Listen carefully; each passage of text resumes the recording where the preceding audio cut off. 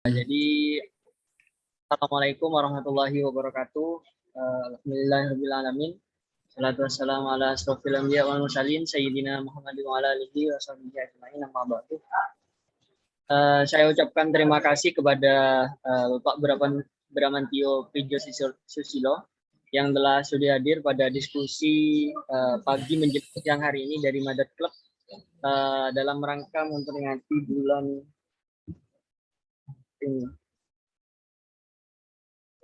bulan dukun dan klinik. Jadi serangkaian kegiatan pada pagi hari ini merupakan perhelatan yang dikemas memang untuk memperingati hari tersebut. Jadi tema pada pagi hari ini yaitu adalah peran ritual dan dalam kebudayaan Jawa. Dan juga tak lupa saya tidak sendiri. Saya bersama dengan pemateri Pak Bramantio selaku budayawan dan juga sekaligus seniman yang bisa dikatakan sedikit unik karena dengan ide-ide beliau yaitu mengenai tentang budaya dan juga seni, yaitu diantaranya seperti halnya yang telah beliau selenggarakan yaitu beliau menggelar pameran lukisan ya di atas 7 andong dengan mengelilingi kota Yogyakarta. Dan juga karya beliau yaitu dengan mengadakan perhelatan yaitu dengan judul Membanting Macan Kerah yang di situ yang ditampilkan di depan Majelis Mujahidin Indonesia, dan hal tersebut menjadi inspirasi bagi masyarakat secara umum bagaimana nantinya bisa melawan radikalisme dan juga anarkisme. Jadi kita sapa dulu. Halo Pak Bramantio, bagaimana kabarnya? Halo, Bapak? selamat pagi, kabar baik. Posisi lagi di mana Bapak? Saya saat ini berada di kota kecil di negara bagian New South Wales di Australia. Lagi di Australia? Iya. Okay. Ya, jadi juga beliau merupakan keturunan Jawa asli dan juga campuran dengan Australia. Jadi ya beliau posisi sedang di Australia. Jadi biar tidak lama-lama, saya sedikit memberikan pengantar ya terkait dengan tema pada pagi hari ini, yaitu peran ritual dalam kebudayaan Jawa. Ritual tersendiri kan diartikan berkenaan dengan ritus, sedangkan ritus itu adalah hal-hal seperti halnya upacara yang berkaitan dengan keagamaan. Jadi ritual itu adalah hal-hal yang dilakukan dalam rangka mengadakan sebuah acara keagamaan dengan diidentikan untuk mempersiapkan kegiatan yang akan dilangsungkan. Jadi sedangkan kebudayaan itu sendiri adalah merupakan suatu kebiasaan yang menjadi tradisi, terutamanya bagi orang Jawa yang mempunyai ciri khas tersendiri terkait dengan kebudayaannya, seperti halnya wetonan, ruatan, larung, pokokan, dan lain sebagainya. Jadi tema pada pagi menjelang siang hari ini, kita akan mengkaji secara dalam bagaimana peran ritual di dalam kebudayaan Jawa itu sendiri. Jadi seberapa besar dan juga seberapa jauh. Jadi mungkin begitu Bapak. Jadi monggo kepada Bapak Bramantio Prijo Susilo untuk menyampaikan sedikit diskusinya pada siang hari ini. Jadi monggo Bapak. Ya, pertama-tama kita perlu memahami bahwa yang dimaksud budaya Jawa itu sebetulnya bukan sesuatu yang monolitik, yang seragam, dan yang tetap. Jadi budaya Jawa, kalau ahli kajian Jawa biasanya membagi menjadi ada Jawa kuno, Jawa tengahan, dan Jawa baru. Yang Jawa baru itu mulai Mataram lah, kurang lebih Mataram Jawa. Lalu sekarang mungkin yang belum disebut tapi sudah jelas ada, ini Jawa Indonesia. Ketika Jawa menjadi satu bagian dari bangsa Indonesia, Ini perubahan besar bagi bangsa Jawa yang sebelumnya sejak mulai sadar sebagai satu bangsa sampai Sumpah Pemuda dan proses-proses setelahnya itu, bangsa Jawa ini berdiri sendiri, beda, dan bahkan menganggap diri superior juga ya. Bangsa-bangsa Nusantara itu aslinya menganggap diri superior dengan yang lain-lain. Ya, perkembangannya akhirnya sekarang justru Jawa menjadi satu bagian dari Indonesia. Mungkin kalau kita ngomong Jawa ini kadang-kadang kita lompat-lompat ke yang kita maksud Jawa kuno atau Jawa tengahan, zaman Demak, Jawa baru zaman Mataram Islam, Palihan Negari. Memang ritual sangat-sangat penting dalam budaya-budaya Nusantara keseluruhan maupun budaya manusia di dunia keseluruhan itu sangat penting. Seperti tadi Mas siapa panggilannya jangan Mas Fakih tadi Fakih Fahrozi tadi membuka pertemuan kita dengan satu ritual kecil kan Assalamualaikum warahmatullahi wabarakatuh, alhamdulillahirabbil alamin, assalatu wassalamu ala sayyidina Muhammadin, dan seterusnya. Ini merupakan satu ritual tersendiri untuk menandai bahwa setelah ucapan ini dilakukan, kita omong-omong serius gitu. Bukan bercanda-bercanda, tapi ini sudah materi acaranya. Itu ritual juga dalam hidup sehari-hari yang sangat penting di masyarakat kita di Indonesia, sangat penting. Lihat aja orang ngasih sambutan yang saya hormati. Kalau di masyarakat umum ya biasa, misalnya di situ ada 25 pejabat, lalu orang-orang penting, itu bisa 1 jam itu mengucapkan yang saya hormati Bapak Bupati siapa, insinyur siapa, gelar-gelarnya dikomplit, disebut satu-satu. Yang terhormat ini bagian pengucapan itu, acara adegan mengucapkan itu adegan ya, adegan secara teatral itu kan termasuk sebetulnya ritual kebudayaan, bukan ritual keagamaan. Nah, seni ritual ini saya memang mempelajari dan mempraktekkan. Ini buku yang saya tulis mengenai hal ini. Ya, ritual itu dalam budaya Jawa memang sepertinya sangat penting, sehingga ada cerita folklore mungkin ya, bahwa setelah Majapahit runtuh, berdiri Demak, masyarakat selalu bergejolak, selalu ada gejolak di masyarakat. Lalu Sunan Kalijogo membuat keris Nogososro, Sabu Inten, Condong Campur, semua ini keris-keris yang dia tempa dibuat sebagai ritual ya, untuk memohonkan sesuatu kepada Tuhan. Nah, ini seni membuat keris, bentuknya seperti apa. Ini sebetulnya juga suatu ritual bagaimana terbentuk itu. Sehingga akhirnya tetap masyarakat Demak tidak bisa bersatu, dan akhirnya ditetapkan bahwa akan dibuat satu seni upacara yang menyatukan, yang bisa menyatukan. Yang disatukan pada waktu itu sebetulnya 2 golongan besar di masyarakat, penganut agama lama dan penganut agama baru. Lalu dibikinkan satu ritual kolektif, ritual yang dijalani bersama-sama, yakni sekaten. Dan di situ penganut agama lama dikasih kesempatan mendengarkan gamelan keramat, dikasih kesempatan memuliakan kerbau keramat, memuliakan telur keramat, yang oleh agama baru ini semua dicibir sebetulnya. Tapi di agama lama ini penting. Simbol-simbol kerbau, simbol-simbol telur.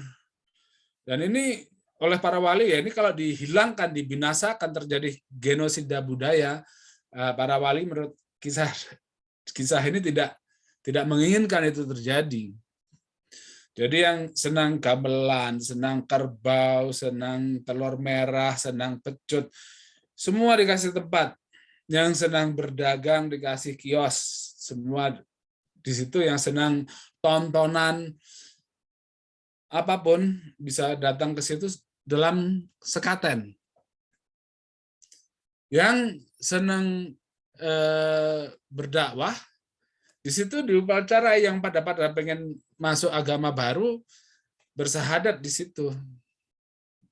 Di hari itu dijadikan peringatan kelahiran Nabi Muhammad SAW. Dengan begitu masyarakat disatukan, semua diwongke, diberi tempat. Penganut agama lama tidak dihinakan. Apa-apa yang dia anggap penting di dalam kepercayaan lamanya itu tetap diberi tempat yang penting di dalam kejadian keseluruhan itu. Dan yang para penganut agama baru yang tadinya berkonflik, ini sekarang di dalam suatu kegiatan menyenangkan bersama-sama, kedua-duanya diberi kehormatan sebesar-besarnya. Itu ritual penting itu, karena itu terus mendamaikan masyarakat, terus sampai bisa lahir Mataram dan sebagainya. Masyarakat bisa lebih berdamai, tidak berkonflik. Setelah konflik besar yang cukup traumatis. Setelah sekaten Demak, sepertinya seni upacara besar itu waktu Palianegari, sehingga Solo dan Jogja harus memiliki identitas berbeda di dalam sekatennya. Lalu di Jogja tidak memakai kerbau, gamelannya berbeda,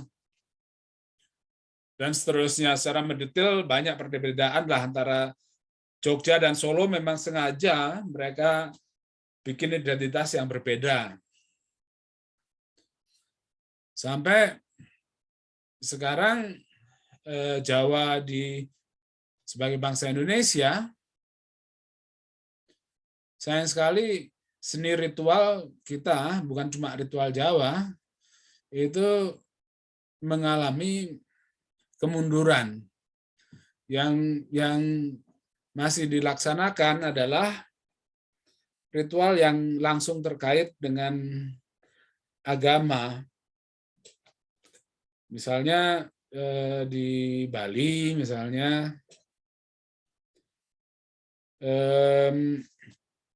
di mana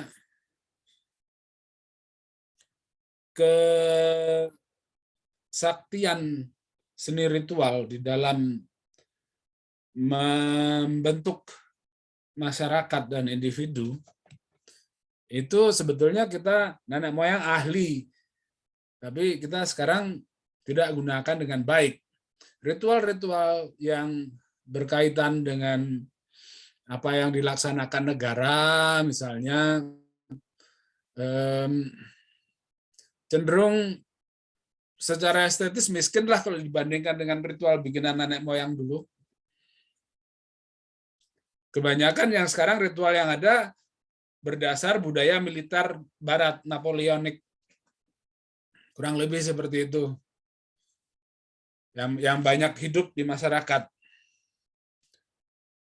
Di sekolah misalnya upacara bendera, itu kan estetika upacaranya sebetulnya dari budaya militer, bukan dari budaya holistik. Bandingkan upacara bikinan kita sekarang, upacara bendera misalnya, dengan apalah upacara di Bali yang diadakan seminggu sekali, saya nggak tahu lah namanya, tapi misalnya yang dilakukan tiap hari lah, tiap pagi, tiap sore bikin banten di depan rumah, di jalan, di beberapa tempat kan orang Bali masang banten tuh, ada ritual kecil seperti itu. Sebagai satu happening, bandingkan dengan happening teman-teman seni rupa, sebagai satu seni happening yang dilakukan orang-orang Bali itu sering lebih kuat, lebih dalam. Filosofinya bisa dijelaskan mendalam, berlapis-lapis. Indah, barang yang dipasang itu terbuat dari suatu kerja kriya yang serius, dan seterusnya, dan seterusnya. Bandingkan dengan yang aku alami misalnya SD, upacara bendera yang nakal-nakal di belakang, barisnya miring-miring gitu. Yang ya udah, ya budaya militer kan sebetulnya untuk dunia militer. Kalau dilaksanakan misalnya di kelompok musik misalnya, jadinya drum band. Nggak bisa jadi, sulit jadi misalnya kayak Coast Plus gitu. Nah, nggak bisa caranya. Nah, saya kira kita membutuhkan revival, kebangkitan kembali seni ritual. Jadi saya menghimbau bahwa iya di institut-institut seni di Indonesia yang sangat top, hasilnya juga seniman-seniman besar banyak, tetapi kenapa tidak mempunyai jurusan seni upacara? Padahal seni upacara itu salah satu seni, bentuk seni yang bangsa-bangsa Nusantara ini jago. Dahsyat kalau bikin.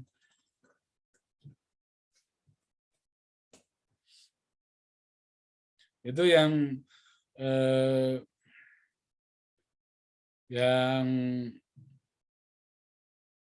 saya pikir merugilah kita.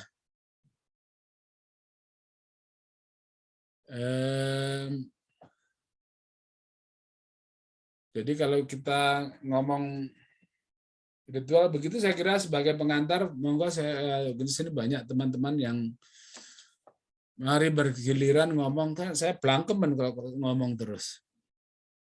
Meniren, lambe lama-lama keju, Mas. Mau gantian.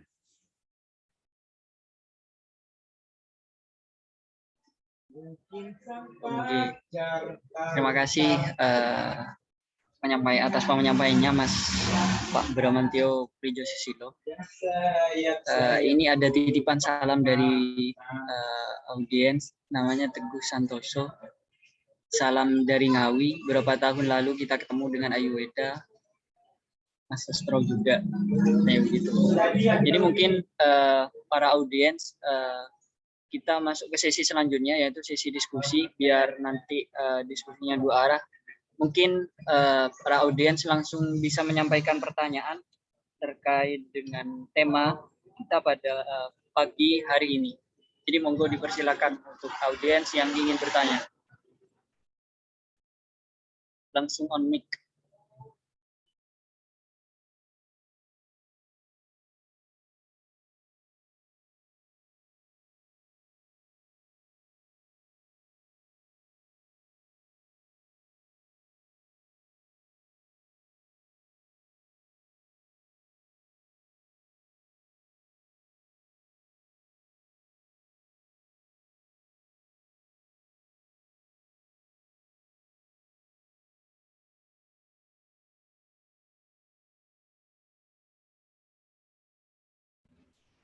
Monggo dipersilakan. Halo. Nggih, monggo. Sakit bisa nggih? Sakit nggih? Nggih. Bersilakan. Nggih, nama saya Dedi Prihambudi. Saya ketemu dengan Pak Bramantyo ya di grup-grup aja. Pak Bramantyo, saya mau tanya. Halo? On ya? Halo, Mas? Halo, monggo, monggo. Oke. Ya, saya mau tanya, apakah Anda melihat bahwa kehadiran semua, aku bicara semua saja, kehadiran semua agama-agama yang tidak asli Indonesia itu memiliki implikasi terhadap naik turunnya performance atau penampilan dari ritual-ritual khas dari bangsa kita. Seperti yang tadi Anda bilang, saya tidak mengikuti dari awal, cuma 10 menit pertama tidak saya ikuti, mohon maaf. Ini baru ingat aja. Jadi pertanyaan saya sederhana saja, apakah kehadiran agama-agama besar di luar Nusantara yang datang ke tanah Jawa, ke Nusantara itu mempengaruhi baik buruknya atau tingkat intensitas naik turunnya model-model ritual yang telah dipahami oleh bangsa-bangsa Nusantara. Itu aja dulu sementara. Nanti saya nyambung ke pertanyaan yang berikutnya. Terima kasih, matur suwun. Terima kasih Pak Dedi Nggih. atas pertanyaannya. Mungkin Pak Bramantyo langsung bisa dijawab, Pak. Ini terkait dengan masuknya agama-agama terhadap apakah mempengaruhi terhadap ritual-ritual yang ada di Nusantara ini. Monggo dipersilakan.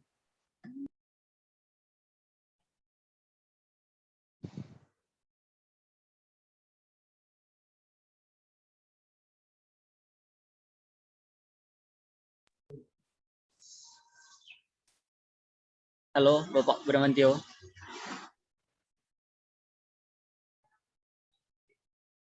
Mungkin beliau ada sedikit kendala sinyal.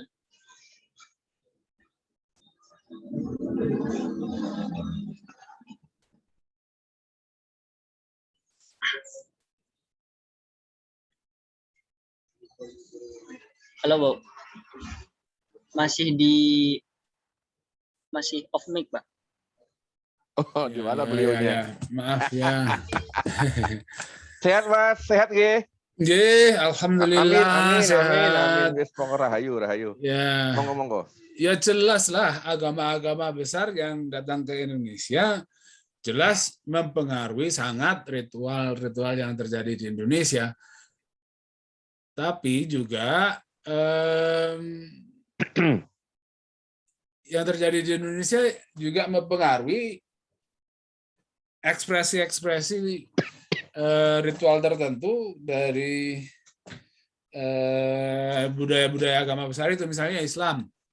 Ya. Mataram Islam, mulai Islam masuk. Nenek moyang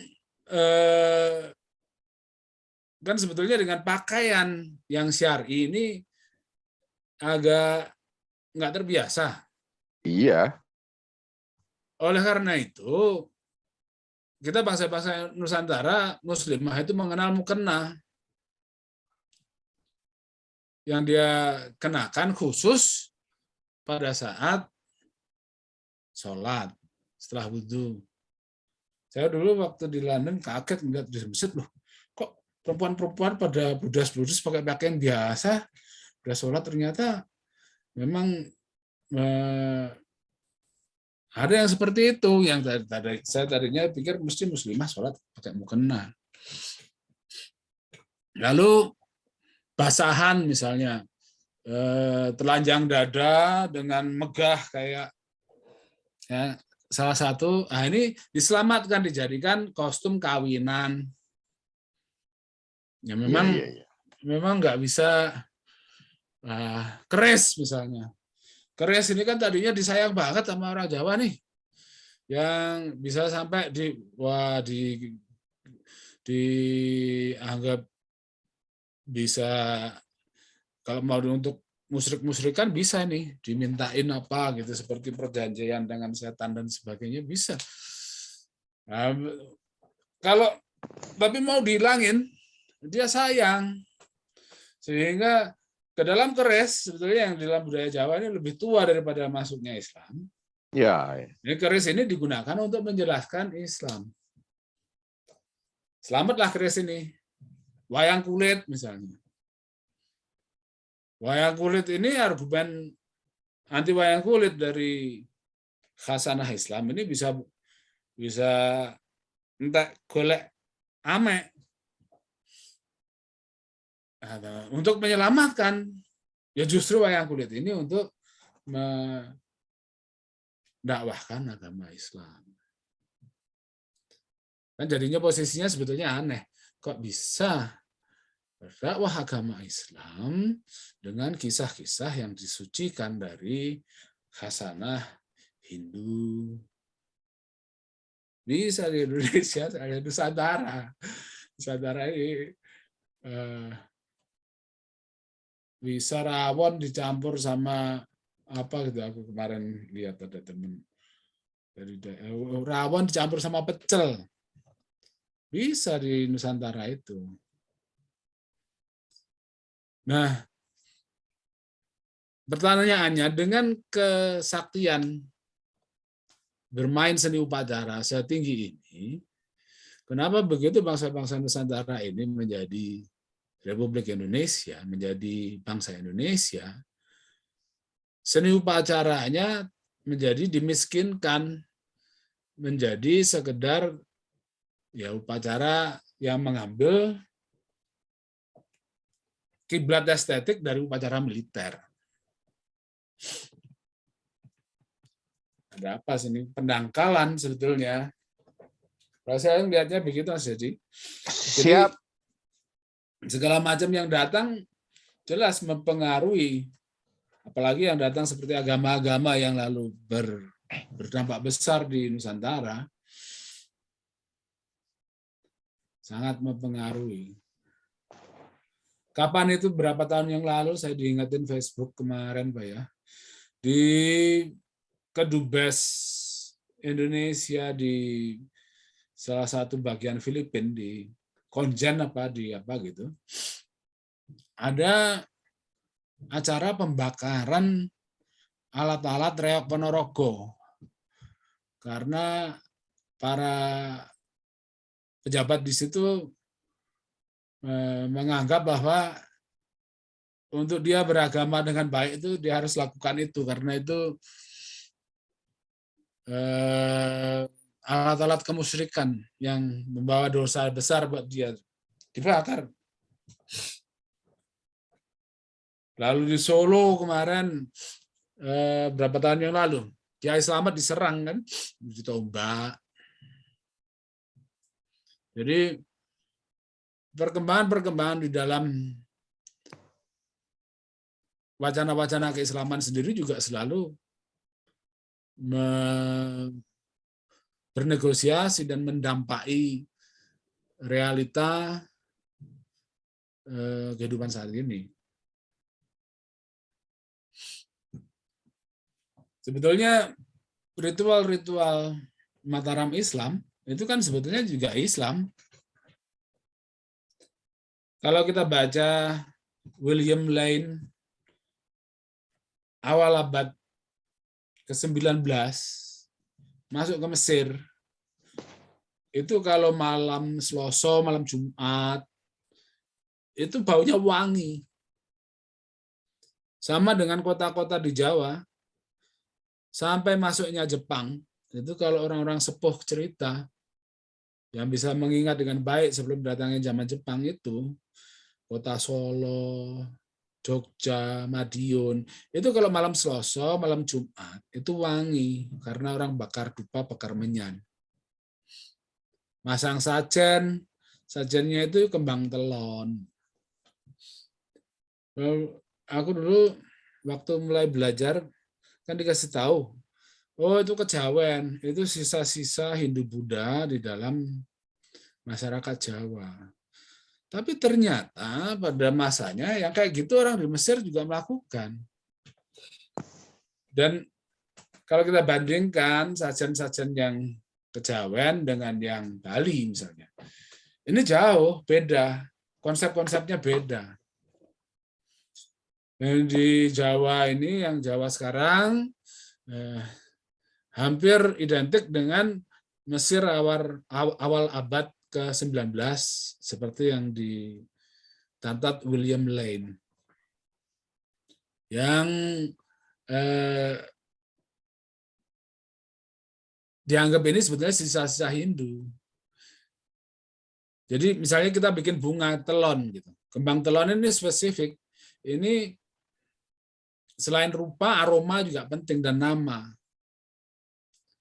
Misalnya kenongo. Ini penting di dalam apa yang disebut ritual kejawen sekarang. Kenongo. Ini 3 huruf kalau huruf Jawa kan. Kenongo, dan ngo ini juga istimewa karena ini huruf terakhir di dalam huruf Jawa Mataram. Mogo bodongo, jadi ini Z. Jadi kenongo ini mengenai yang terakhir, yang omega. Adalah ini sebetulnya mengingat Tuhan. Jadi dengan bunga kenanga ini semacam dianggap ini satu trigger untuk membuka satu wacana ketauhidan misalnya begitu. Kandil ini sejenis cempaka gitu, yang juga di dalam ritual-ritual kejawen ini mempunyai peran dan punya arti. Kandil kan katut gitu. Hal-hal seperti ini tidak kita jumpai dalam sesajen yang sehari-hari digunakan orang misalnya di Bali, di mana warna kuning, warna merah adalah yang penting warnanya dibandingkan nama dan aromanya. Misalnya seperti itu. Jadi, nah yang sekarang orang kejawen menganggap satu yang terpisah dari Islam, padahal sebetulnya menurut saya kejawen itu adalah salah satu ekspresi Islam yang terbentuk ya sampai akhirnya dibilang bukan Islam. Sampai akhirnya dibilang bukan Islam, tapi sebetulnya tetap Islam. Misalnya tirakat, itu satu basis laku kejawen yang sangat penting. Tirakat itu dari katanya saja dari wacana budaya Islam. Jadi ya saya nggak tahu. Kalau ya sekarang kejawen dianggap bukan Islam.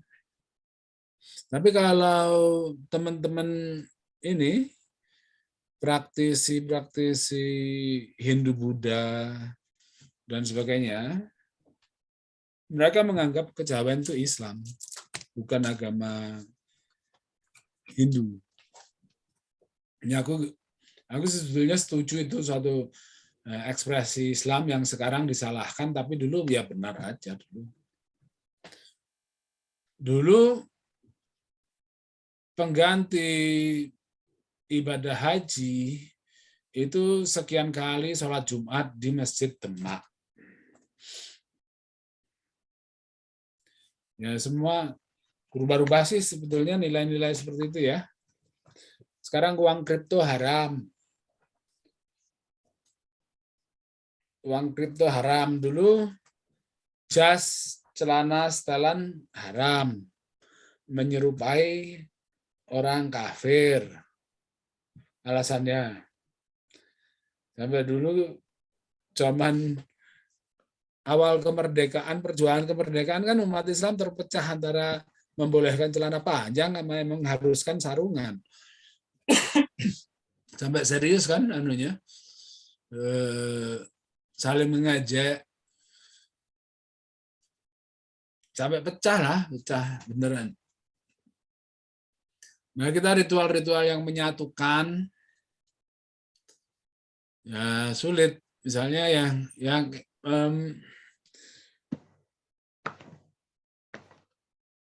yang saya berusaha membuat dengan kebuketan kan sebetulnya begitu. Satu ritual yang bagaimana menyatukan berbagai golongan masyarakat ini diuwongke di dalam suatu ruangan bersama yang estetis, sehingga ada pengalaman estetis kan memperkaya batin dan yang menyenangkan juga dengan lian. Ya, kami mengambil inspirasi dari Skaten yang menyatukan agama lama dan agama baru di Jawa. Nah, kita nggak punya upacara yang menyatukan kebangsaan kita. Pemilu misalnya dilaksanakan oleh kita sebagai sebangsa, tetapi sebagai upacara ini justru membelah. Bahwa ada misalnya sekarang ada Jokower, ada bukan Jokower, yang masing-masing mendehumanisasi. Oh, yang sana berarti kecebong. Kalau yang sini apa? Kampret. Sekarang kadrun. Kan dehumanisasi ini, sehingga Iya. Ini kalau diteruskan konsekuensi logisnya sesuai mitos sih. Makanya sebenarnya harusnya jangan lah. Kalau kita gunakan kata-kata kadrun, cebong, lama-lama ini kata-kata yang muatannya tuh negatif dok. Ini lama-lama balik nih kayak PKI nyetan-nyetan ke setan desa, setan kota. Lama-lama malah bisa balik dan counterproduktif dengan yang ya misalnya orang yang ngadrun ke lian, maksudnya kan melawan radikalisme berkekerasan seperti yang atau premanisme berjubah agama kan sebetulnya ekspresi untuk melawan itu. Tapi kalau tidak hati-hati dan kita melakukan dehumanisasi, apalagi kalau dilakukan di dalam ritual. Misalnya begini, ritual itu berdampak sangat halus di dalam perilaku orang sehari-hari. Misalnya begini, kalau kita lihat di Bali dan kita pelajari beberapa prinsip-prinsip agama mereka itu sangat menghargai alam. Tapi kenapa di sungai-sungai paling sakral pun kita temui sampah plastik? Saya terus berpikir, saya lihat pas ritual-ritual, oh begitu ya, pastilah. Ada budaya di sana bahwa untuk upacara besar itu memang nyampah besar itu bagus. Dan sampai ketemu plastik itu ya bagus-bagus saja. Nanti disapu, dikumpulin di mana jadi kompos sampai ketemu plastik. Dan kalau kita lihat di upacara-upacara itu buah-buah berbungkus plastik dan segala macam plastik bungkus itu banyak. Semakin besar upacaranya, semakin banyak plastik juga yang akan menjadi sampah. Sehingga tidak heran kalau kita asosiasikan buang-buang plastik dengan merdeka, dengan suatu kebahagiaan yang kita beri nilai sakral, ya otomatis kita nggak akan kritis dengan perbuatan ini. Kayak kita orang Islam nyekso kewan menjelang Idul Adha, yang sebetulnya menurut kalau kita pelajari teks-teksnya bagaimana cara menyembelih hewan dan sebagainya itu ya nggak boleh. Hewannya dieneng-eneng terus tahulah bahwa dia ini mau dibelah sampai berlama-lama dengan cara-cara yang tidak higienis. Ini sebetulnya di agama juga nggak seperti itu. Tapi terlanjur terjadi seperti itu. Sehingga ada nilai-nilai yang tertanam oleh ritual-ritual ini menanamkan sesuatu. Sekarang gini, ritual di dalam agama, salah satu ritual penting di dalam agama Islam kan haji. Ada tawaf, ada sa'i, dan sebagainya. Sekarang ditambah selfie. Ya salam. Ini ada Iya, iya. dampaknya loh. Iya, iya, iya. Ini nggak gratis. Ini akan mengubah nilai. Mungkin menyiapkan kita untuk apa? Metaverse apa-apa, aku nggak tahu. Tapi ada, karena dilakukan di suatu upacara. Upacara yang dibikin dengan baik dan bisa bertahan lintas generasi, itu ya pasti meneguhkan nilai-nilai tertentu yang dianggap penting. Yang setiap fase, setiap kejadian di upacara itu adalah untuk satu nilai tertentu sebetulnya. Begitu juga orkestrasi semuanya. Nah, kalau kita tambahin di satu upacara yang sangat penting, yang keagamaan sifatnya, kita tambahin dengan selfie. Ini penambahannya kan juga nggak disengaja. Seperti orang Bali menambah plastik di dalam modalan itu juga nggak sengaja. Nggak dipikirin aja. Atau sekarang kita nah, coba lihat ini sekarang. Ini sekarang mulai menarik, mulai diperhatikan orang di ini medsos. Tapi perhelatan-perhelatan seperti ini pemilihan ketua umum NU misalnya. Ini nanti banyak nasi kotak. Biasanya kan. Ini perjalanan kotaknya, sampahnya apa, ini sekarang biasanya musuh politik itu nginjen. Wah, FPI buang nasi kotak sembarangan, senang dia dipotret, masukkan ke media sosial.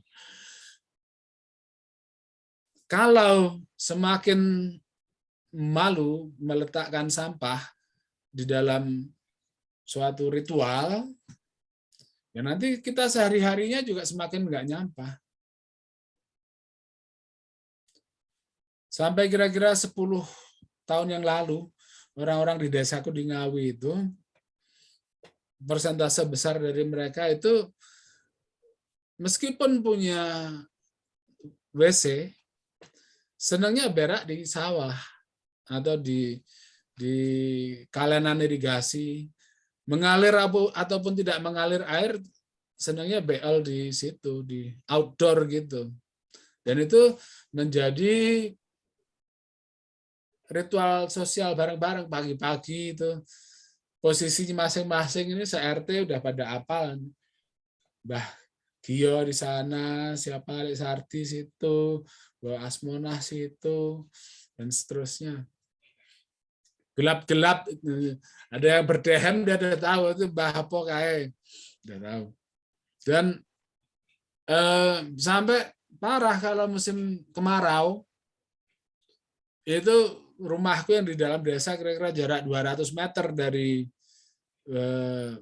sawah yang untuk WC umum itu, kalau pas ada angin dari arah situ kecium bau tai mengering. Dan itu sudah berlangsung lama. Sekarang tiba-tiba bisa hilang.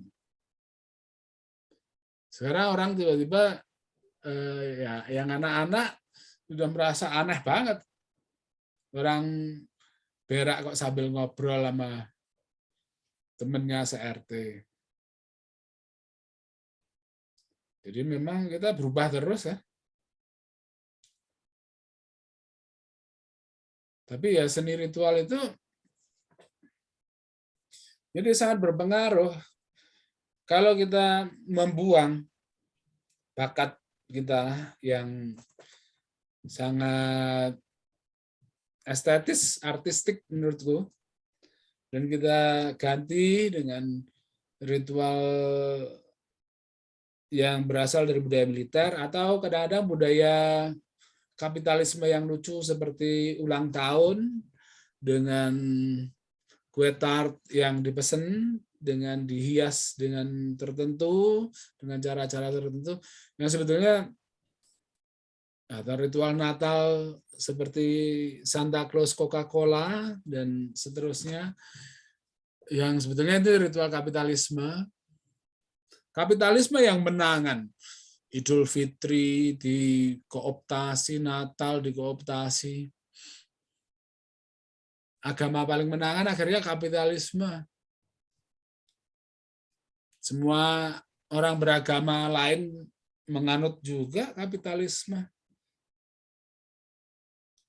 Menerima penganut dari setiap agama lain tanpa murtad. Enak tak? Ikut kapitalisme. Kita agama-agama lain boleh ikut agama kapitalisme dan kita tidak kehilangan agama asal kita. Kalau masuk ke agama lain kan bisa kehilangan. Soalnya kita tadinya Islam, pengen ikut agama Kristen juga nggak bisa. Harus milih salah satu. Tapi kalau ikut kapitalisme bisa. Saya kira saya terlalu geladrah ini Mas Jadi. Ora apa-apa, tambah lengkap. Siap. Oke, terima kasih Bapak Bramantio. Mungkin dari audiens yang lain ada pertanyaan kepada Bapak Bramantio. Monggo, dipersilakan langsung on mic.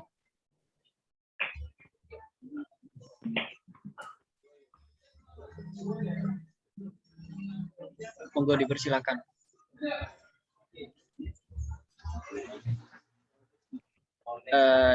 Jadi saya punya satu pertanyaan, Bapak. Oke, monggo. Di sini kan ritual sendiri kan disebutkan oleh Bapak Bramantio tadi bahwa dengan memiliki tujuan atau memiliki dampak bagaimana kita mendamaikan misal suatu masyarakat tertentu. Nah, di sini saya pribadi kan di Madura ada yang namanya tradisi atau ritual minta hujan. Jadi ritual tersebut dikemas dengan pertunjukan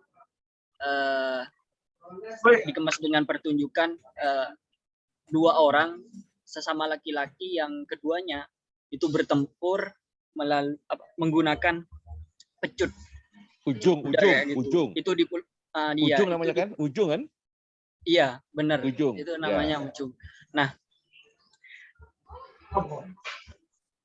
dikaitkan dengan kemunduran seni ritual tadi bahwa kan apakah ada korelasi? Misal di situ kan penampilan ujung itu kan memukul satu sama lain dan ada unsur yang menyakitkan lah begitu, Pak. Nah, suatu ketika misal ketika masyarakat Madura misal sudah tercerahkan atau dimasuki oleh perkembangan modernisasi, misal masyarakat tersebut sudah mulai tersadarkan. Nah, apakah di situ ada saling keterkaitan antara modernisasi dengan apa artinya yang saling menyakiti atau tidak mendamaikan lah, katakanlah begitu, terhadap kemunduran seni ritual itu sendiri, Bapak?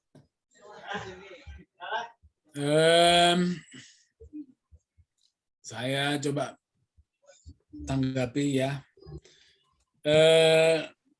Ritual ujung dinarasikan sebagai minta hujan.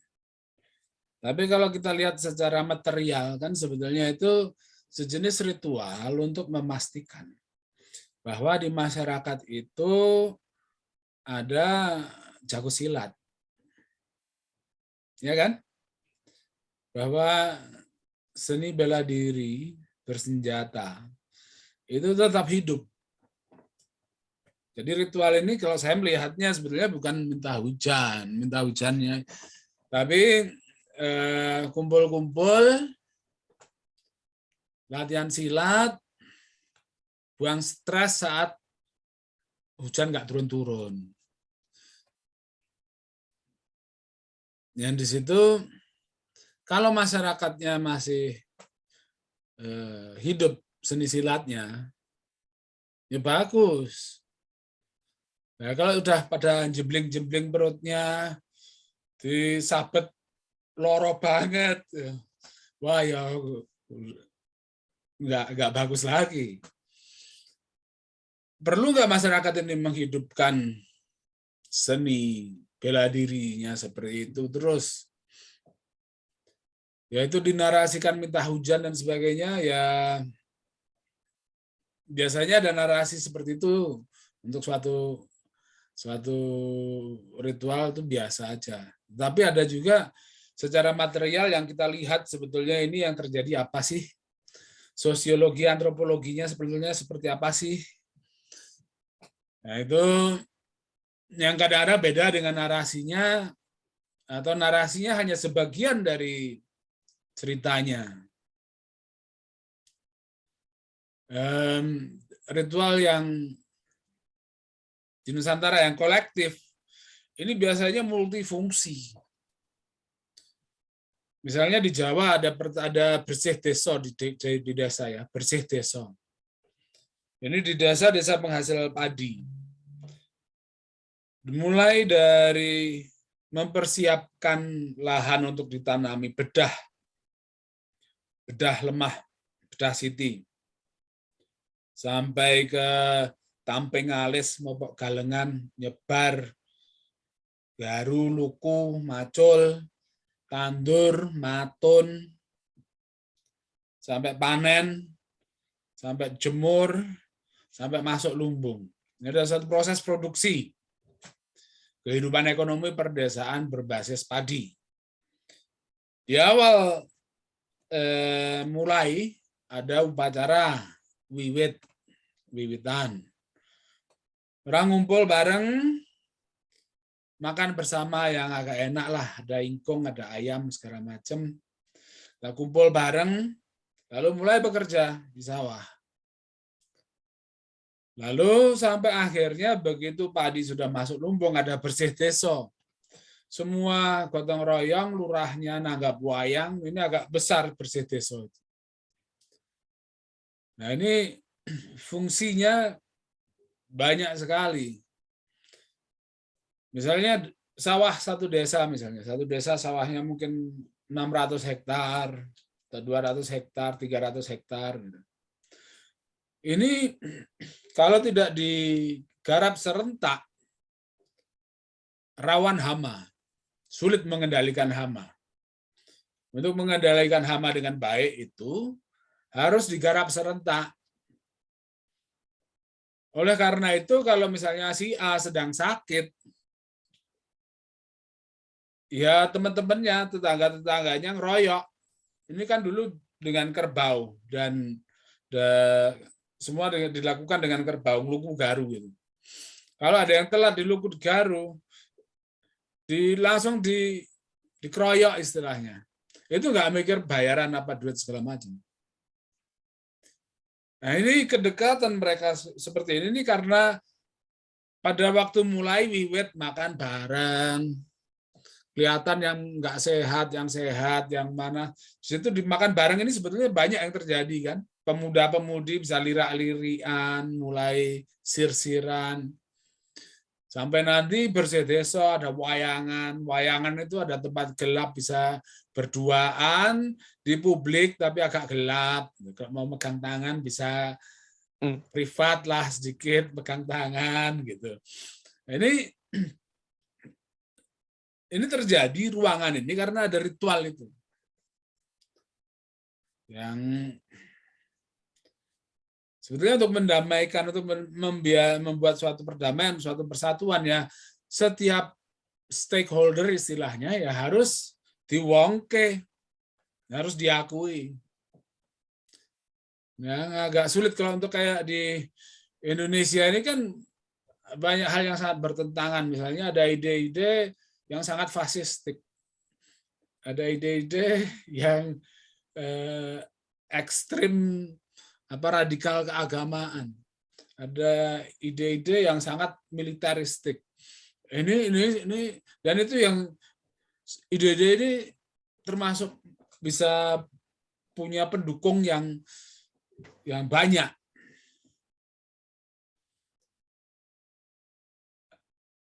Nggak tahu bagaimana sebetulnya kalau mencontoh sekaten yang dibuat para wali kan setiap golongan masyarakat, setiap ideologi diberi tempat. Bung Karno misalnya bikin Samenbundeling van alle de revolutionaire krachten, gitu kan? Semua kekuatan revolusioner dia Samenbundeling, dia persatukan, dia bundel jadi satu. Maunya, tapi juga nggak tahu. Semua ini mentah oleh kapitalisme. Ini sekarang mau Natal, kita selalu kalau di negara-negara Barat yang berbasis budaya Kristen menjelang Natal ini banyak juga artikel tentang bagaimana gesehnya Natal sebagai suatu upacara untuk meneguhkan nilai-nilai agama dengan Natal sebagai satu tanggal di dunia retail, kapitalisme. Yang menangan banget itu kapitalisme. Ternyata ya. Kita semua juga nggak bisa berkutik tanpa produk-produk kapitalisme. Kita bisa Zoom meeting. Kok ya bukan orang UNER yang bikin Zoom. Kita yang make. Nah, mungkin kalau kita mempersatukan agak sulit ya sebagai Indonesia bikin ritual kebangsaan gitu. Tapi kalau di komunitas-komunitas kecil kita bisa membuat ritual-ritual untuk misalnya menguatkan nilai-nilai tertentu. Misalnya kita menganggap komunitas kita punya komunitas menulis misalnya. Lalu kita ada ritual tertentu untuk menguatkan nilai-nilai yang kita anggap penting pada diri seorang penulis. Nah, itu seperti itu lebih memungkinkan. Yang penting suatu ritual yang partisipatif dan kolektif itu dari dibuatnya harus partisipatif dan kolektif.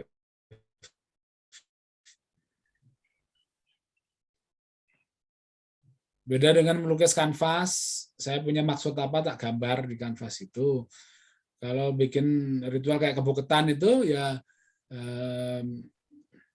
banyak pihak yang ikut terlibat, yang memang harus terlibat. Sehingga begitu saya nggak ada di Ngawi, kebo ketan bisa tetap berjalan.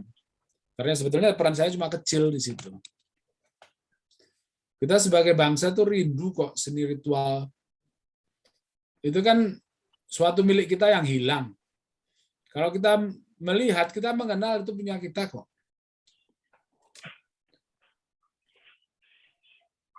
Dan ada kerinduan. Orang juga ada misalnya takut bahwa ini musyrik. Tapi begitu ada Khatib Am Nahdlatul Ulama pidato di situ, wah, yang pada tadinya orang-orang yang takut musyrik banyak yang jadi oh benar nggak musyrik. Di Indonesia banyak sekali yang menakutkan sehingga kita tidak bebas. Bayangin kayak membahas polusi suara yang menyamar sebagai suara religius dari masjid. itu puluhan tahun baru mulai dibahas dengan akal sehat. Sekarang-sekarang ini. Karena pada pakai kan, pada takut, pada pakai pada takut, pada nggak enak. Itu jelas sesuatu yang secara ilmiah dapat dibuktikan mengganggu kejiwaan. Polusi suara itu pengaruhnya di psyche kan.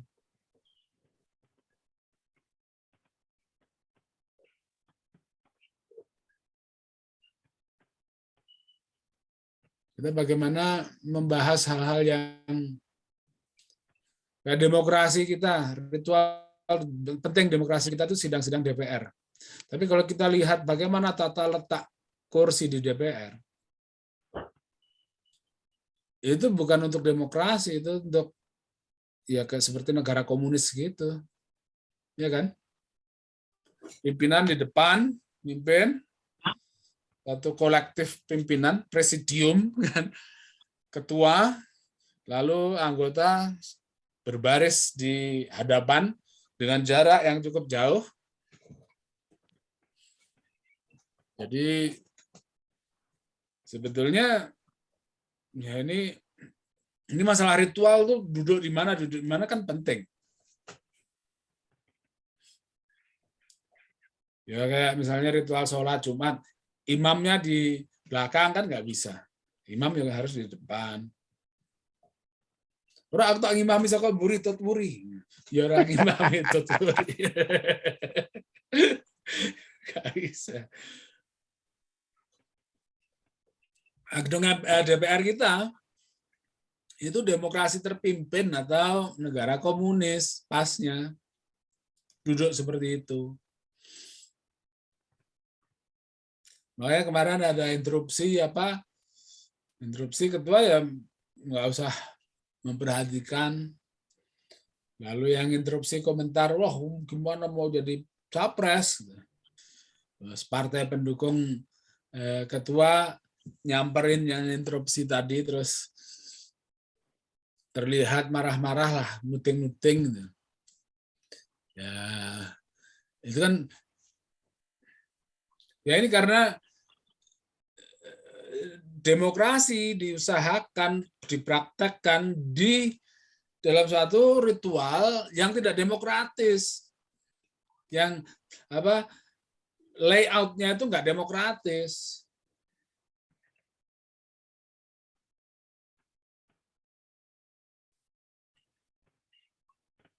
Kalau parlemen kayak di Inggris itu kan beda. Depan-depan jadi ada oposisi. Rakyat tahu kalau misalnya Perdana Menteri sekarang jatuh, besok berarti siapa Perdana Menterinya kan tahu. Kabinetnya, Menteri Pertanian, kalau mereka menang, Menteri Pertaniannya si A. Selama ini dia oposisi, dia Menteri Pertanian bayangan. Itu demokrasinya jelas, jawab-jawaban kayak di meja bundar gitu kan, kayak di meja panjang gitu.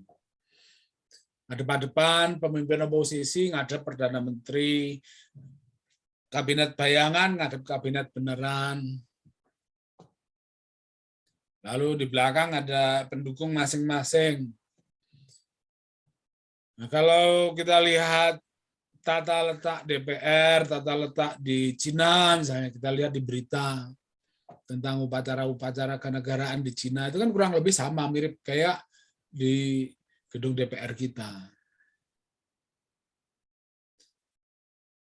Nah, ini saya pikir kita banyak melakukan kesalahan ritual karena kita kehilangan kesadaran bahwa ini jadi sangat penting. Ritual ini sebenarnya karena dia menanamkan nilai-nilai, maka dia sangat penting.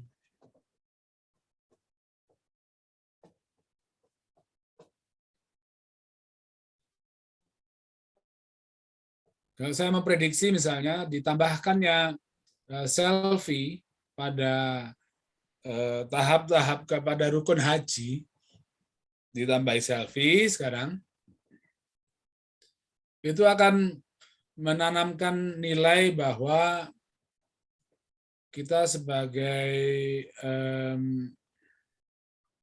umat beragama itu harus selalu membuktikan kepada khalayak semacam di medsos bahwa kita orang religius, bahwa kita ini religius, mendekati suci, bahwa kita ini selalu bersyukur, tidak pernah kufur, bahwa kita ini hebatlah pokoknya kita ini. Ini harus kita selalu buktikan bahwa kita melakukan ibadah keagamaan dengan baik. Makanya kalau Jumatan juga selfie diupload. Kalau tahajud juga anaknya dibangunin, kok bapak di video dong. Terus tahajud, terus diupload. Mungkin seperti itu. Terima kasih Bapak Bramantio. Mungkin atas jawabannya. Jadi mungkin dari audien yang lain ada pertanyaan kepada Bapak Bramantio. Monggo langsung on mic.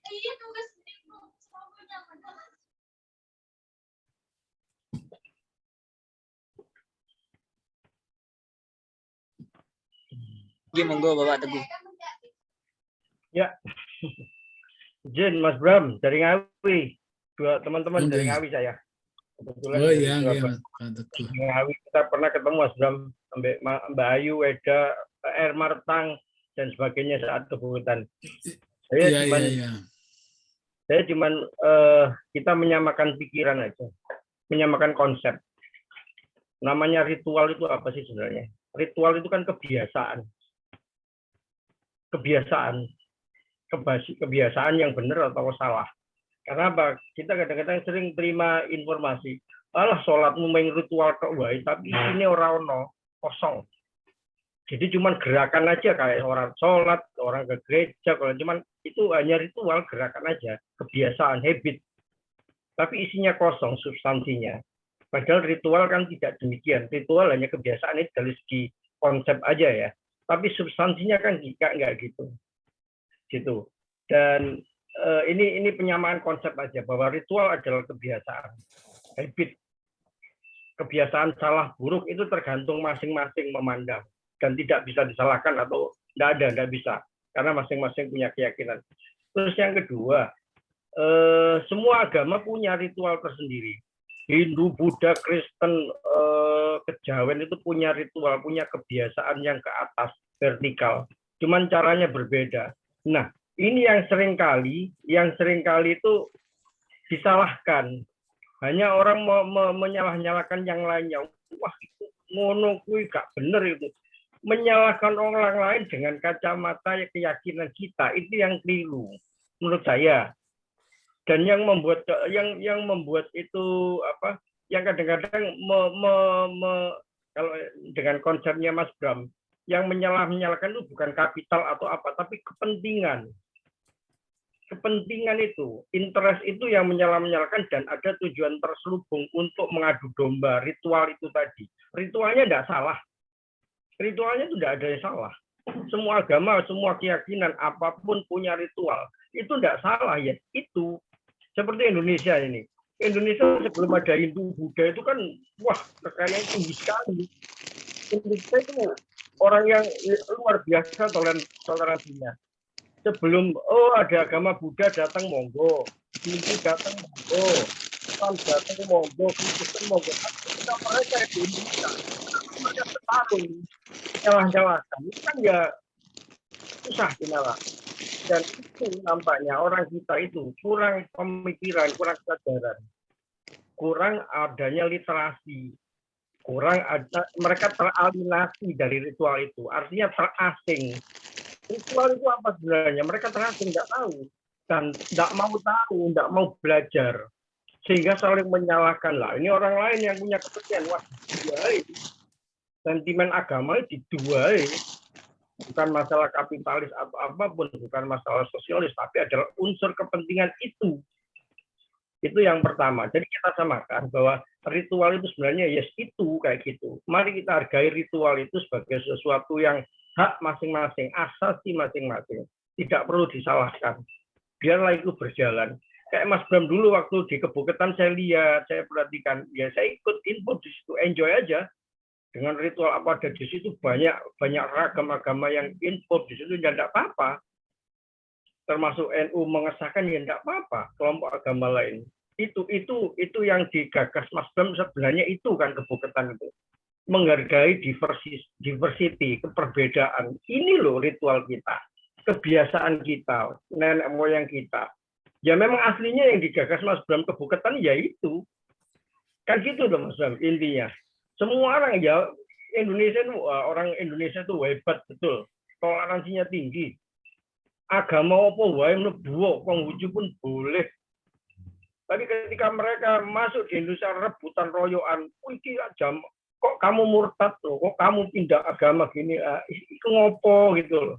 Itu ya yang kedua adalah masalah ritual Bali dan plastik tadi.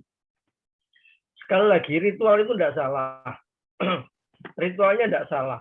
Tapi masalah ritual plastik dan selfie sebagai suatu ritual baru itu tidak salah. Ritualnya benar, mereka melaksanakan agama dengan baik. Cuman kesadaran mereka terus sekali lagi teralinasi, terasing dengan kesadaran itu.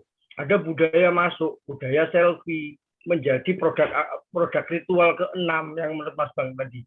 Yaitu mereka kurang kesadaran aja, terasing, teralinasi dan tidak mau belajar bahwa plastik itu sungguh-sungguh luar biasa jahatnya. Tidak kalah dengan poin saya itu, maaf ya. Poin saya itu bukan ritualnya itu salah atau benar, tapi ritual ini akan meneguhkan atau melemahkan suatu nilai. Ya. Yang mana nilai ini bisa pas untuk kita survival di zaman ini atau bisa tidak. Ya. Misalnya makanya di Kebuketan kami dari diskusi seperti ini bikin pasukan semut untuk ngurusi sampah. Jadi kita anak-anak kecil mengutin sampah itu kita jadikan bagian dari visualisasi kejadian yang ada di situ, orang pada melihat.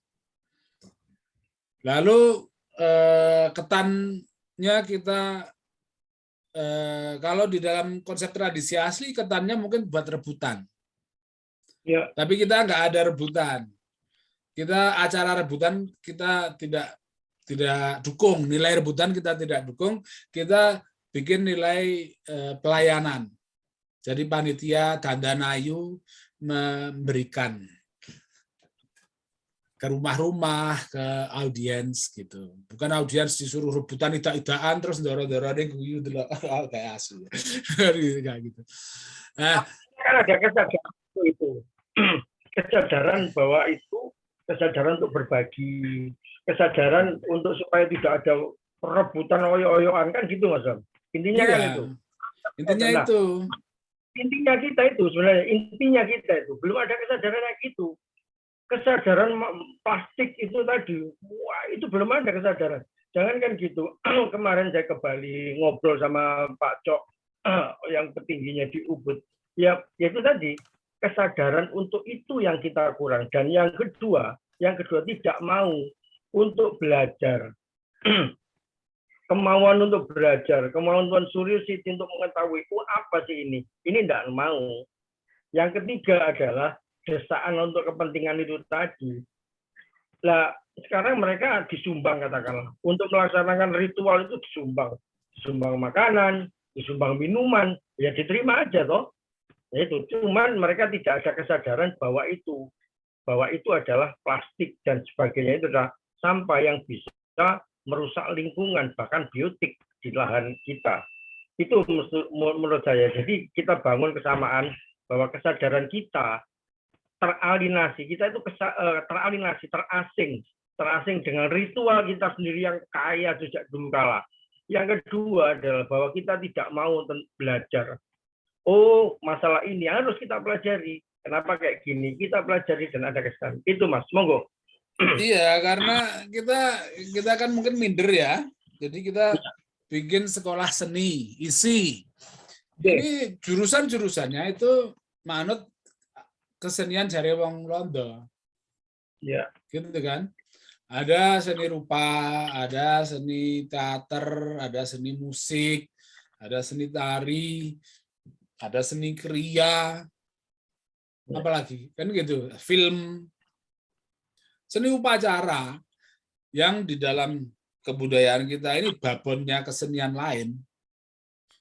Semua kesenian lain itu di tradisi kita itu bagian dari seni upacara besar.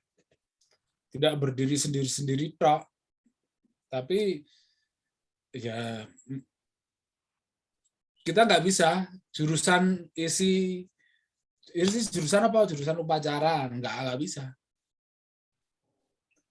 Isi jurusan lukis, belajar melukis dengan cat minyak di atas kanvas, itu bisa. Padahal nenek moyang kita nggak ada yang melukis seperti itu. Nenek moyang kita itu antara lain membuat upacara. Dan babonnya itu upacara. Babon. Bikin tarian yang dahsyat itu nanti juga untuk ditampilkan di suatu upacara. Bikin gedung yang dahsyat itu nanti tampilnya juga di upacara. Dan upacara ini hebatnya, saktinya upacara itu. Pesertanya itu nggak perlu paham-paham banget, akan memetik manfaat. Akan memetik manfaat dari nilai-nilai yang ditanamkan itu. Nggak perlu paham-paham banget. Kayak misalnya upacara haji, Ali Syariati bisa nulis panjang lebar tentang itu. Tidak semua orang yang berangkat haji bisa memahami seperti Ali Syariati memahami, tetapi semua mendapatkan manfaat untuk pribadinya. Jadi substansinya itu betul. Substansinya kan yang bisa menerima sedikit dapat sedikit, yang bisa menerima banyak dapat banyak. Misalnya soal mengatasi sampah plastik ini misalnya gini. Coba sekarang kalau odalan di Bali ada pasukan semut, bukan cuma pecalang. Pecalang sekarang juga jadi bagian penting dari ekspresi keagamaan di Bali. Bukan cuma pecalang, tapi ada pasukan semut ngurusin sampah-sampah plastik supaya tidak merusak lingkungan. Paling lama itu seusia si pelaku pasukan semut itu menjadi orang dewasa.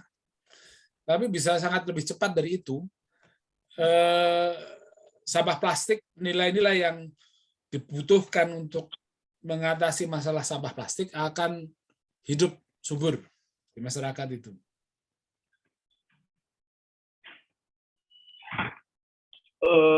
Masalah plastik ini, teman kita dari Airlangga, anaknya dia penggiat plastik, dia penggiat sampah plastik di dunia, bahkan sudah dapat penghargaan dari PBB. Dia mengenerate anaknya yang masih SD, dikasih di brainwash dengan teman-temannya bahwa plastik itu adalah hal yang berbahaya. Dan sekarang dia di PBB sana. Jadi PBB memberikan ini loh dampak plastik di Indonesia, kurangnya kesadaran. Itu sampai segitu Mas Bram. Bahwa itu sudah ada masalah itu. Dan kita kadang-kadang nggak sadar, tiap hari kita itu belanja plastik. Mau pergi bawa botol. Iya toh? Ada upacara apa kita beli aqua botol, aqua gelas, dan semuanya berbahan plastik. Itu kita nggak sadar. Kenapa nggak coba diganti yang berbahan kertas, yang mudah itu? Itu kesadaran kita kurang.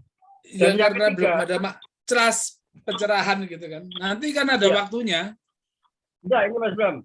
Yang untuk pencerahan itu dari Dirjen Kebudayaan melalui Muhibah Budaya itu sudah mencerahkan sekali.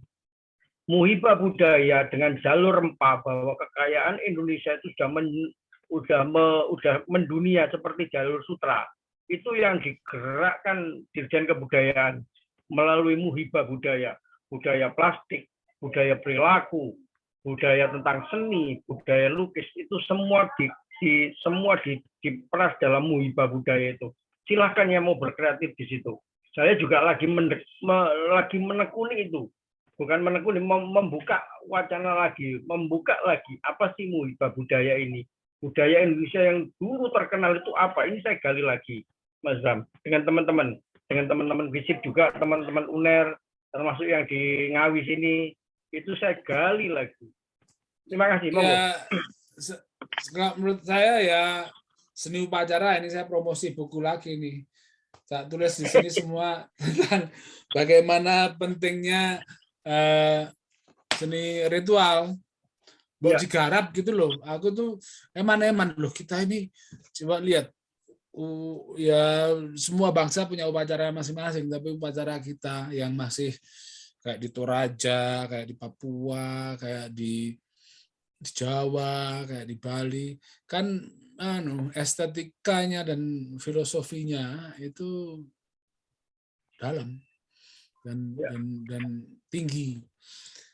Ya, tapi kok terus bablas kita karena kita minder, itu enggak kita anggap sebagai satu bidang seni yang perlu kita kembangkan sungguh-sungguh, padahal itu disitulah kita punya keahlian. Bangsa kita kayak Keboketan itu. Keboketan itu kan semua orang itu menjadi aktor. Ya. Orang berpikir dia nonton, tapi dia sebetulnya aktor juga. Semua orang upacara kan upacara partisipatif kolektif kan gitu. Orang nonton orang lain, dia sendiri sebetulnya jadi aktor. Dan tanpa penyutradaraan apapun, semua orang tahu bagaimana menempatkan diri. Karena apa? Karena ini memori dia sendiri sebetulnya. Jadi setiap orang punya angan-angannya sendiri, kudu dia ya mesti pas. Kita kan itulah senang sebetulnya, rindu. Itu budaya kita, dekat dengan kita. Ya. Harta kita jangan sampai hilang. Ya, Mas Bram. Itu harta kita. Betul. Itu yang dimaksud di Muhibah Budaya, Dirjen Kebudayaan itu. Muhibah Budaya, jalur rempah, bagaimana menggaungkan filsafat Nusantara. Dan yang saya pikir juga, saya lagi ingin, otak saya berhari-hari itu kemarin setelah webinar mengajak Bupati Ngawi dan Wakil Gubernur dan segala itu ingin menggugah kalau dalam profesi penilai ya properti, bahwa nilai budaya kita itu amat sangat tinggi dan itu yang belum tergali. Ini saya coba di budaya Mataraman dulu. Budaya Mataraman dulu yang saya coba gali. Kemarin dapat buku lumayan ini, Antara Lawu dan Wilis. Oh iya, pengen itu. Apik banget itu. Apik banget ya. Ya. Wah, ini perlu ini. Ya, Mas Bram. Ini yang perlu, ini saya gagas dulu, budaya Mataraman ini dulu, Mas Bram. Kalau Bali sekarang sudah menggarap di Maruci. Saya pingin, otak saya benar-benar beberapa hari ini memikir, kenapa tidak kita keluarkan dulu budaya Mataraman, Mataram kuno, Mataram Islam. Itu yang kita ungkapkan, budaya ini sungguh luar biasa kayaknya. Cuman kenapa belum ada tergarap di situ. Lagi saya teman-teman dari UNER itu yang di grup Mataraman saya ajak dialog. Kemungkinan kalau berkenan saya sowan jenengan, kita diskusi masalah ini, Mas Bram. Dan yang Ngawi sudah disediakan amphitheater kayak gitu. Itu luar biasa. Salah satu staf Dirjen Kebudayaan itu saya kasih profil. Ngawi punya mini amphitheater. Oh, itu bagus loh itu. Kenapa tidak dioptimalkan? Ya, saya ngomong. Mini amphitheater di mana di Ngawi? Di alun-alun, Mas Bram. Oh, alah. Yang di pojok ya. Itu. Depan itu posisinya sulit itu, kalau nggak nutup jalan, nggak sulit dipakai kan itu. Cuman karena kan namanya aja miniatur dan di hampir yang di Mataram hanya kita yang punya. Itu yang belum dioptimalkan. Cuman yang saya pikir adalah uri-uri budaya kita itu yang lemah. Orang ngomong, kemarin saya ngomong sama Mas Suko, Dr. Suko yang komunikasi humasnya UNER. Ngawi itu ketika ditanya, Ngawi itu budaya, Ngawi yang terkenal apa? Semua orang mesti ngomong tempe. Ya salah. Apa? Ambyar. Sahabat ambyar itu budaya Ngawi. Lu itu kan enggak jelas bahwa Ngawi nggak punya identitas. Ngawi nggak punya identitas budaya sendiri. Mau ngomong apa sekarang? Tari juga bukan. Tari orek-orek itu juga bukan, diklaim banyak orang. Ya, keboketan itu Ngawi punya Betul, Mas. Ini yang belum digali, Mas Bam. Betul. Saya pamit mau pipis dulu, Mas. Tak pamit dulu, pipis dulu ya. Tidak punya nilai atau mengganggu nilai yang lain gitu, yang mana gitu. Yang menentukan nilai kan akhirnya kita. Apakah kita menggunakan nilai-nilai demokrasi, ya kan? Jadi sing endi gitu loh. Apakah yang dilakukan oleh Mas P itu dengan rempah-rempah itu adalah awal mula dari budaya kita? Enggak juga. Sebelum rempah-rempah kita sudah ada budaya sendiri gitu loh. Jadi kenapa V bicara tentang rempah-rempah? Karena dia bicara tentang budaya yang terkolonialisasi atau yang terjajah. Dia mulai dari situ. Tetapi untuk membongkar apakah betul itu budaya kita atau ritual yang asli yang dicari oleh Mas Bram, saya ingin tahu mana yang ada yang asli gitu. Semua itu saya nggak pernah mencari ritual yang asli atau keaslian sesuatu loh. Kok kalau dianggap saya mencari keaslian sesuatu itu mungkin salah memahami pernyataanku. Kalau dalam arti Jawa asli ya adalah yang mana yang asli. Tak ada satu budaya pun di dunia yang asli. Ada budaya yang tertua berkesinambungan, itu orang aborigin Australia ini yang merasa memiliki itu, tapi saya bahkan kurang yakin bahwa budaya itu adalah satu hal yang khas manusia.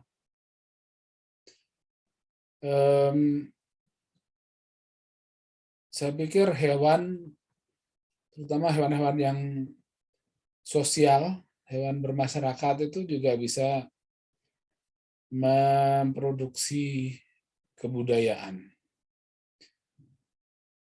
Ketika belum lama ini ada yang meneliti ulang hasil dari galian-galian Du Bois, penemu Pithecanthropus erectus. Itu ternyata ada satu kapak batu yang diberi hiasan semacam segitiga gitu. Goresan-goresan gini, segitiga gitu.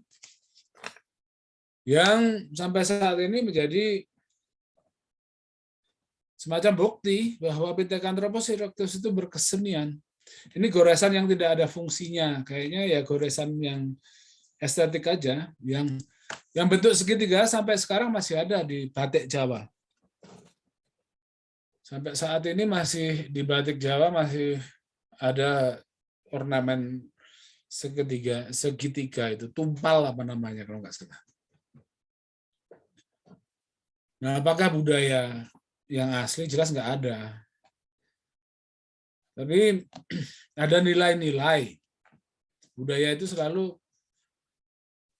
abstraksinya dan nilai-nilai. Dan nilai-nilai ini ada yang baik untuk survival kita menghadapi kenyataan-kenyataan zaman kita, ada yang tidak.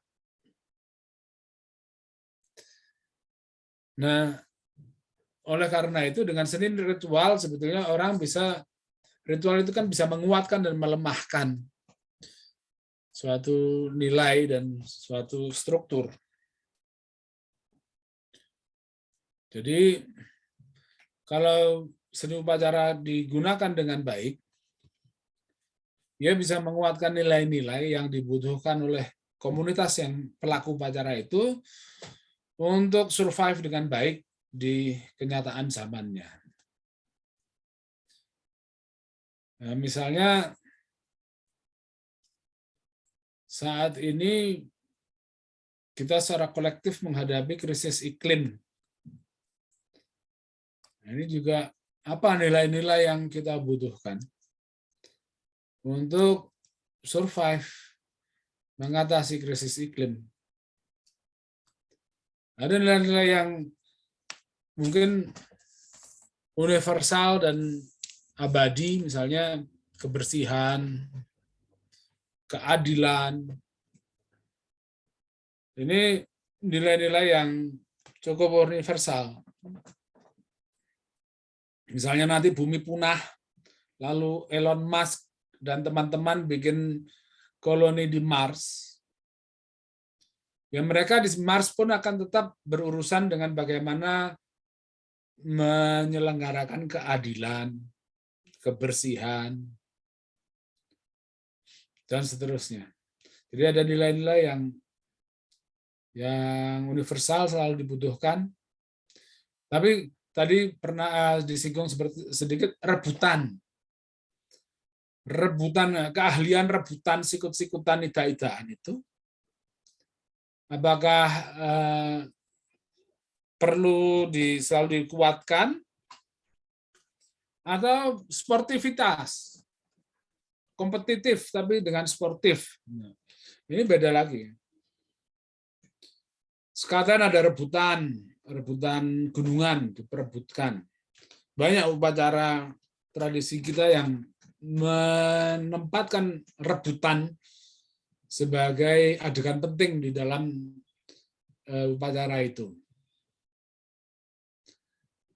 Nah, di situ nanti kelihatan kelas bawah, ida-idaan, rebutan gitu, sikut-sikutan, kelas atas memperhatikan sambil terhibur. Nah, kalau menurut aku nilai-nilai seperti itu kurang pas untuk kita, nggak perlu kita kuat-kuatkan lagi lah.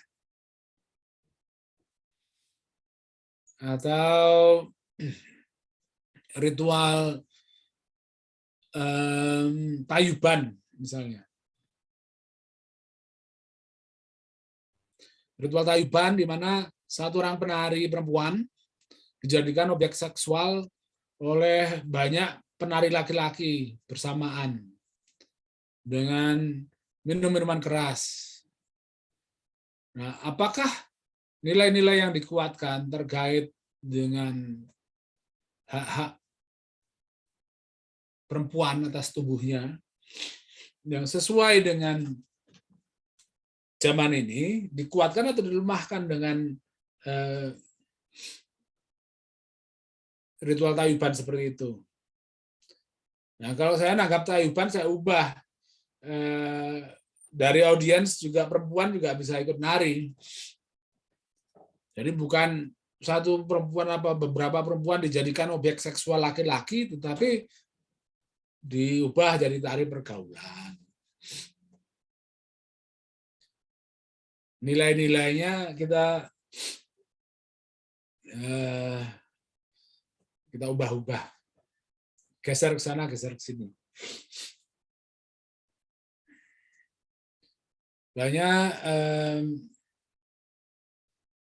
nilai-nilai patriarkal, mungkin misoginis, yang kadang-kadang kita lihat, oh iya ada di dalam upacara tertentu.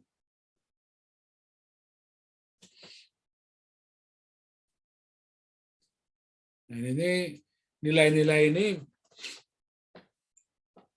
mengubah nilai-nilai itu kalau lewat seni upacara itu lebih orangnya bisa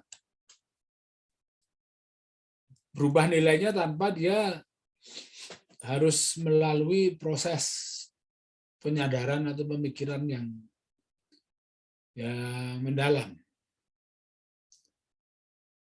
Tapi karena suatu pengalaman bersama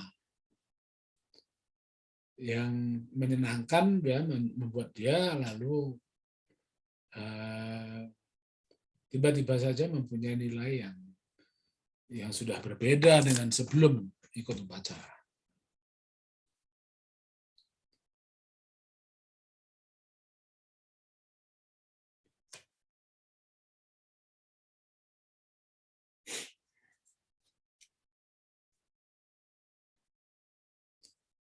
Saya pikir seperti itu ya, mungkin agak ngelantur, maaf kalau tadi saya soalnya pertanyaannya awal-awalnya kurang dengar karena pas ke kamar kecil tadi. Oke, terima kasih Pak Bramantio. Mungkin dari Pak Mahmud ada tanggapan, ada feedback kembali kepada terkait dengan pertanyaannya? Atau Ya, enggak. Kalau memang Mas Bram penekanannya pada nilai, ya kita bicara tentang bagaimana dinamika perubahan nilai itu kan. Artinya ritual mengikuti perubahan nilai. Gitu atau belum tentu ritual bisa mengubah nilai. Justru yang saya ingin beri penekanan adalah bahwa ritual itu bisa mengubah nilai. Ritual itu sangat terkait dengan penguatan dan atau pelemahan nilai.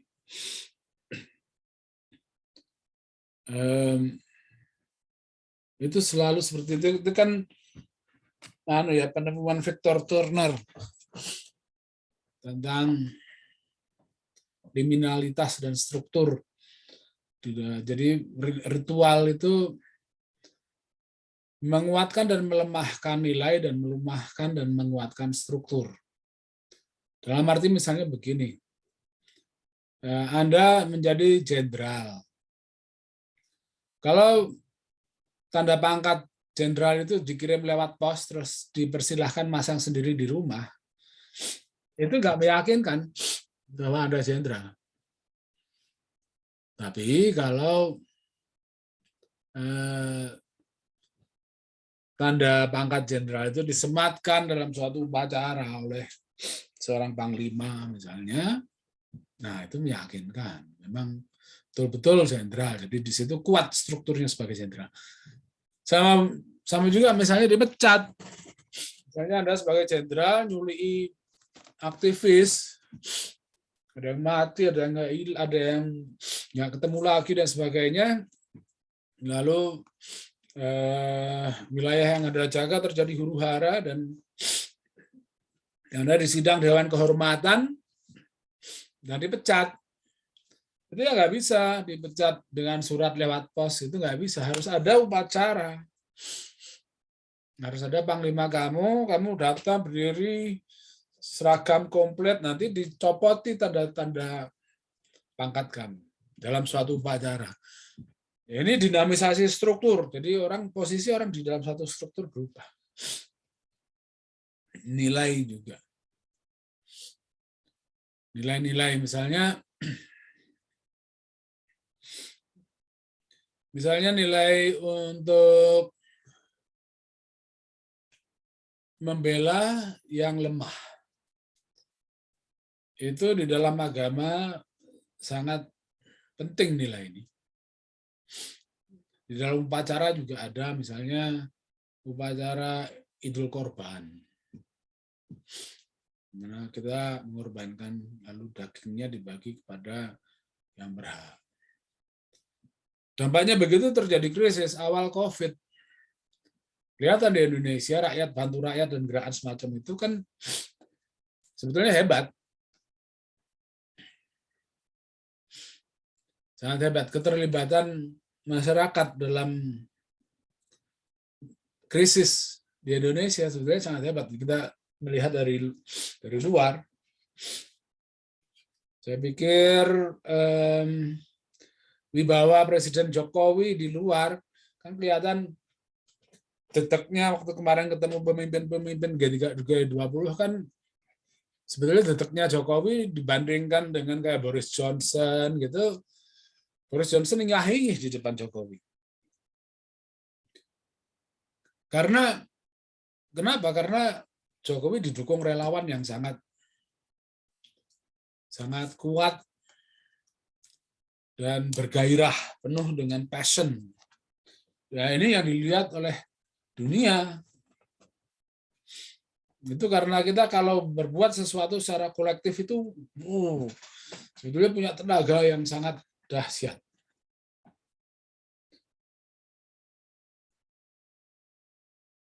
Tapi ya bakat kita di bidang seni ritual ini kita sia-siakan dan kita lebih suka minder dan mengadopsi bentuk-bentuk lain yang kita nggak gitu ahli.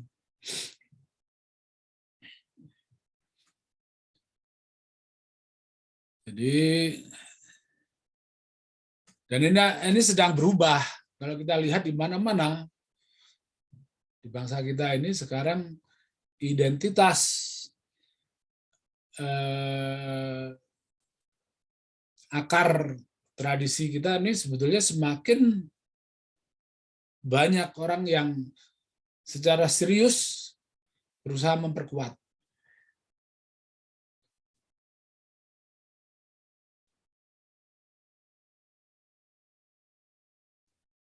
Bagaimana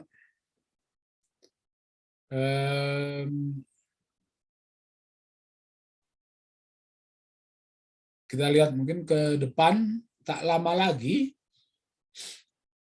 dampak budaya kita bisa seperti Korea Selatan di dunia.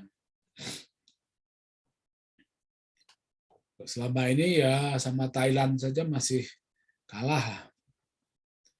Saya dari segi kuliner misalnya, makanan Thailand di dunia ini lebih luas cakupannya daripada makanan Indonesia, kuliner Indonesia.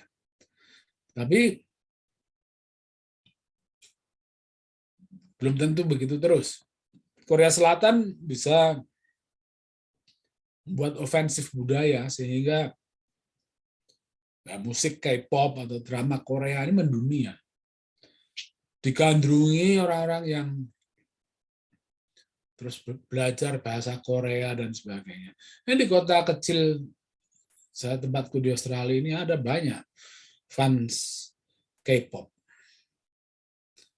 Anak-anak muda kedanan pop Korea. Sampai belajar bahasa Korea dan sebagainya. Dan itu kan suatu ofensif kebudayaan ke dunia yang didukung oleh Kamarentah. Nah, kita belum berpikir ofensif kebudayaan, kita masih berusaha misalnya sirkuit balap motor. Itu yang kita andalkan untuk menjadi ikon Indonesia maju. Apakah melihat sirkuit balap motor itu kita melihat ada identitas keindonesiaan? Seperti K-pop membawa identitas kekoreaan. Nah, kita masih agak kalah selangkah.